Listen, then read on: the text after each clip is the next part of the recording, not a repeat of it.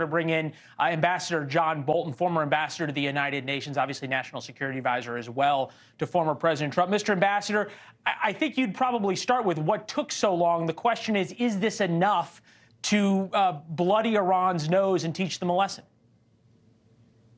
Well, we won't know, obviously. These attacks by the Houthi are clearly part of an Iranian-directed strategy in the region, their so-called Ring of Fire strategy, to put pressure on Israel and the West, and it is long overdue. I mean, up until this strike, the Houthi were not deterred by the United States of America. Just think about that. So I do think this is at least a good first step. My feeling is when you look at the entire region, until Iran itself feels some pain, instead of its outlying terrorist proxies, this is likely to go on. So much has been made about the cost to commercial shipping, right? And we're going to put the map back up. Sometimes these things get a little bit of a life of their own. We'll go back, if we can, to the cargo ship attack map. And so much has been made about the attacks on civilian vessels. Bloomberg reported that just in the past couple of days, that the vessels that are still going up through the Red Sea have been broadcasting their Chinese ties to Chinese companies, Chinese cargo, on and on and on, thinking that would provide them some insurance from the Houthis, who are controlled by Iran, ... Does that mean who are also controlled by the Chinese? Well, quite likely. There are also reports that vessels signaling they have no connection with Israel also think they're going to get a safe passage. But the fact is, the number of ships actually transiting the Red Sea is way down. And given that typically on an annual basis, 12 to 15% of the world's trade goes through the Suez Canal, 30% of the container ships annually go through the canal, the kind of constriction that we've had is already having an effect on the economy, and Iran knows that very well. This is a choke point, and they are choking. What do you make of the fact that the UK, number one, is involved in the reports that the UK was sort of pushing the United States on this, that the Biden administration has allowed the Houthis to use U.S. Navy ships as target practice now for at least a month? And I don't want to say we're embarrassed and sort of humiliated into finally hitting back, but when you've got Iran doing this as Antony Blinken's flying through the Middle East, it's just not a good look.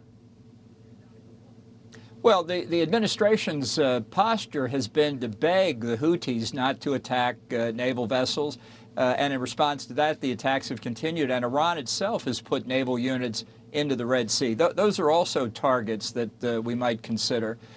Just as we've been begging the Shia militia in Iraq not to attack American military and civilian personnel, and they've ignored that too. So, you know, I think it's pretty clear here, and if the Brits did push the administration, if they were doing that behind the scenes, all I can say is rule Britannia. Mr. Ambassador, what has to happen? And we'll flip this around, right? We don't know the extent of these strikes.